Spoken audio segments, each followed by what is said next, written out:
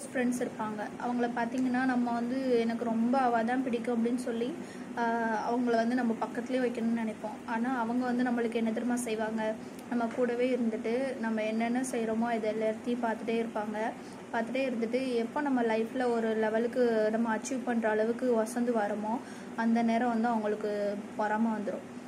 இவ வந்து நல்லா வசந்துட்டாளே, எல்லாத்துலேயும் நல்ல பேர் வாங்கிட்டாளே அப்படின்னு சொல்லி நம்மளை அந்த நேரம் தான் கீழே தள்ளி விடுறதுக்கு யோசிப்பாங்க.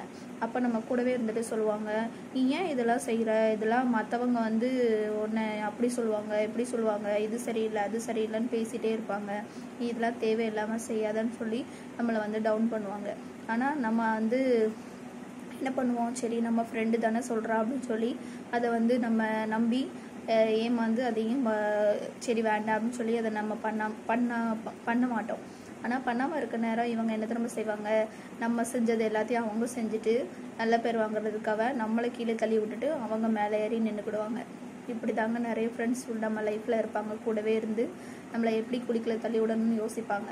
அந்த மாதிரி ஃப்ரெண்ட்ஸ் இருந்தாங்கன்னா அவங்க கொஞ்சம் சேஃபாகவே இருந்துக்கோங்க. ஏன்னா நீங்கள் ஒசறது அவங்களுக்கு பிடிக்காது. நம்ம கூடவே இருந்து நம்பிக்கை துரோகம் செய்கிறதுல அவங்கள அடிச்சுக்கவே முடியாது. ஆனால் அவங்கள மாத்திரம்தான் நம்ம ரொம்ப நம்பிக்கையாக நம்பி ஏமாந்து கூடவே வச்சிட்ருப்போம்.